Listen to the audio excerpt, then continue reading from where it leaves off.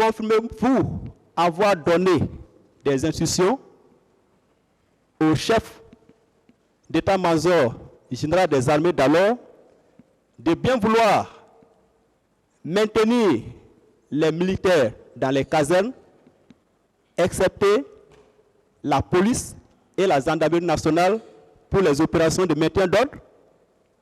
Oui, tout à fait, parce que le chef d'état-major général des armées ne peut pas s'y permettre de prendre une décision comme ça.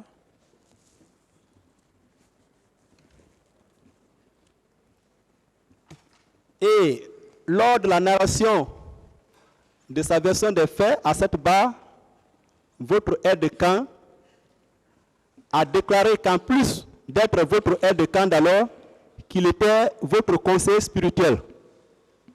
Bon, ça c'est des formes de... C'est des allégations. À partir du moment où vous aviez saisi immédiatement, après les massacres du 28 septembre, le Conseil de sécurité des Nations Unies pour la constitution d'une commission d'enquête internationale et créer une commission d'enquête nationale et même donner des instructions à votre ministre de la Santé d'alors pour la prise en charge des blessés, est-ce que vous pourriez parallèlement à ces actes concrets envisager ou entreprendre d'arrêter encore M. Toumba? Non, je ne pouvais le faire. Okay.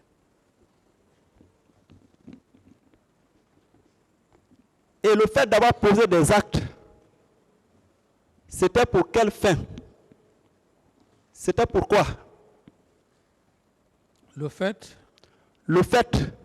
d'avoir saisi immédiatement le Conseil de sécurité des Nations Unies pour la constitution d'une commission d'enquête internationale, d'avoir créé une commission d'enquête nationale, d'avoir donné des instructions pour prendre en charge les blessés. C'était pour quelle fin? Oui, c'était pour non seulement une enquête, et à partir de cette enquête, que les juridictions prennent en charge pour chercher à faire les enquêtes, les coupables, afin qu'ils soient traduits devant la justice. Merci. Est-ce que vous confirmez que le colonel Moussa Tiegoro Kamara et ses hommes, qu'en plus de leur mission ou fonction de lutte contre la drogue et le grand banditisme, étaient des gendarmes qui étaient aussi chargés de mener des opérations de maintien d'ordre? Oui, bon, je crois que ça c'est d'ordre classique, parce que tout le temps, leur sortie, même lorsqu'il y avait des manifestations dans le cadre des leaders politiques, à des moments, ils coordonnaient ces mouvements qui ne sont que des missions régaliennes de la gendarmerie et de la police. Est-ce que vous pouvez également confirmer que dans l'accomplissement de leur mission, le colonel Moussa Tiegoro Kamara et ses éléments faisaient des patrouilles diurnes et nocturnes? Oui, tout à fait. Les matins et puis les nuits.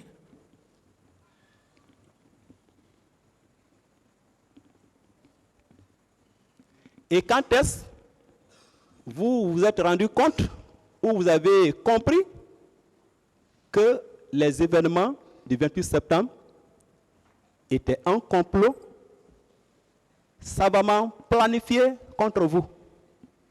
Et je l'ai compris.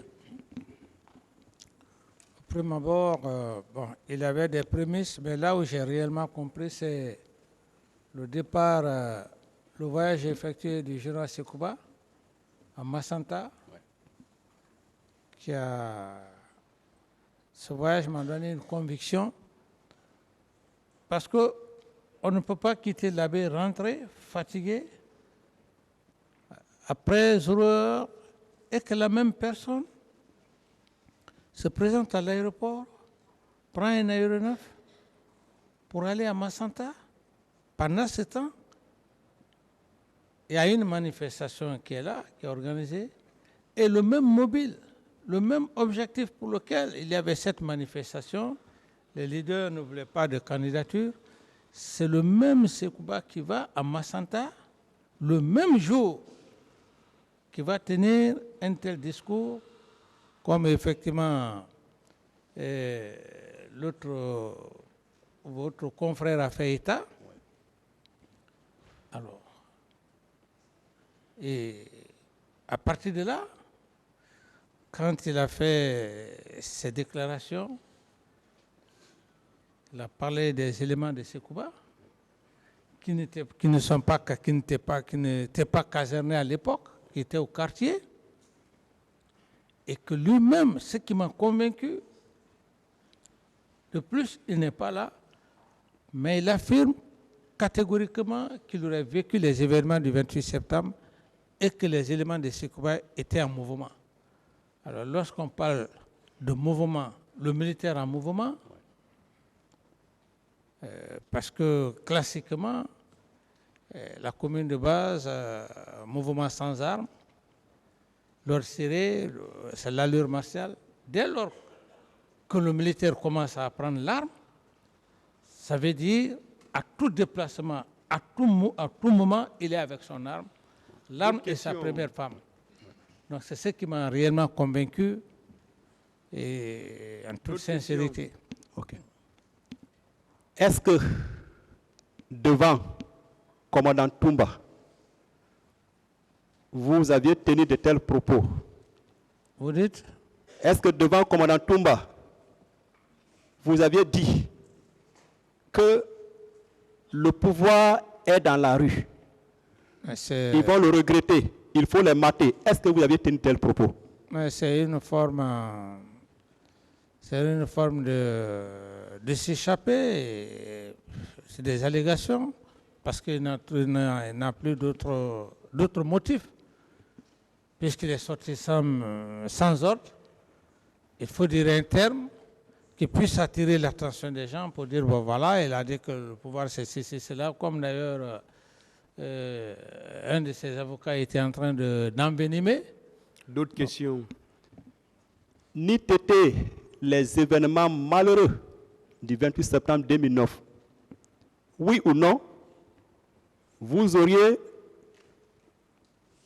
organisé les élections et donné le pouvoir au civil le plus méritant? Mais c'est ce qui était d'ailleurs dans l'agenda.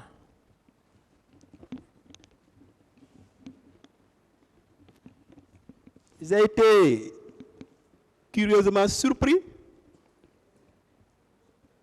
d'entendre commandant Toumba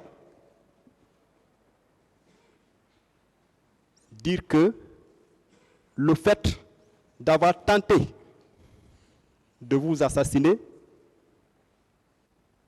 constitue pour lui une légitime défense. Alors qu'en droit, pour qu'on parle de légitime défense, il faut qu'il ait une attaque imminente, une agression. Donc, la légitime défense suppose la réplique à une attaque. Et en qualifiant ces actes de légitime défense, dites-nous, qu'avez-vous fait à votre aide de camp pour qu'il réplique de la sorte? Bon, comme je l'ai dit, que Je ne voulais pas trop parler de ça, parce que c'est un autre... Parce qu'il prend ça comme un moyen de défense aussi. Oui, bon, comme vous le définissez, Posez d'autres questions.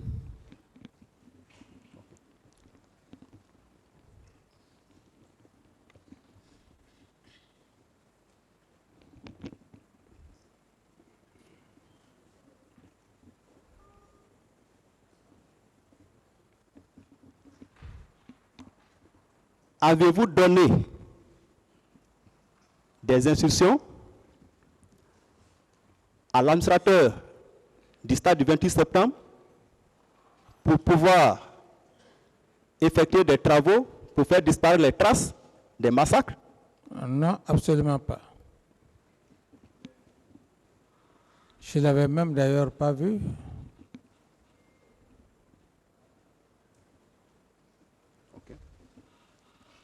Et le fait d'être poursuivi par le ministère public pour les faits qui vous ont été notifiés,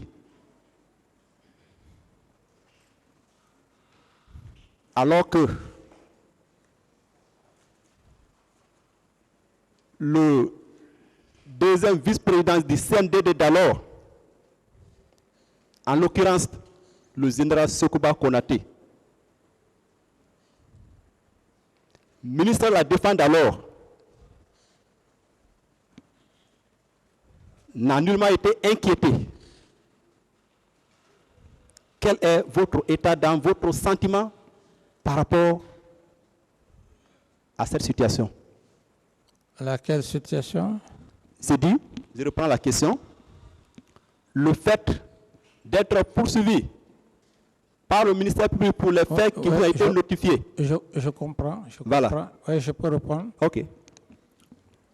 Oui, ça se comprend parce que le même système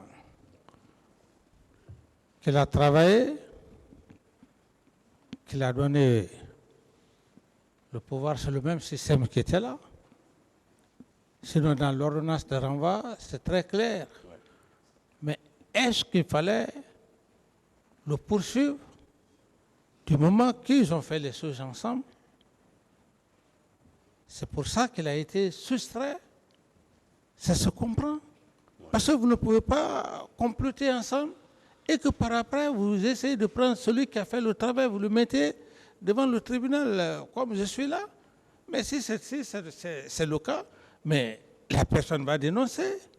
C'est la raison. Et ça, même, je n'accuse même pas la justice pour ça. Parce qu'il faut être objectif. C'est aujourd'hui qui est arrivé. À un moment donné, même la justice ne pouvait rien. Personne ne pouvait rien. Il faut qu'on soit honnête. Moi, je ne veux pas, comment dirais-je, le traitement, c'était... Et d'ailleurs, la chance même que j'ai eue, c'est parce que dans mon PV même, les juges d'instruction ont été très sincères. Ce que je fais à Ouagadougou, avec mon avocat, c'est ce que j'ai revu. Autrement, on aurait même changé le contenu. Ce ne serait pas la faute de ces juges d'instruction. D'autres questions? Et ils ont été également surpris d'entendre M. Cécile Raphaël Haba dire que vous étiez parti à l'abbé dans un cortège et vous êtes retourné en rang dispersé. Bon, c'est Raphaël, comme je l'ai dit tantôt, c'est ici j'ai fait la connaissance de Cécile Raphaël en toute sincérité. S'il est parti à l'abbé, je ne le connaissais pas d'abord. C'est ici que j'ai fait sa connaissance. Okay.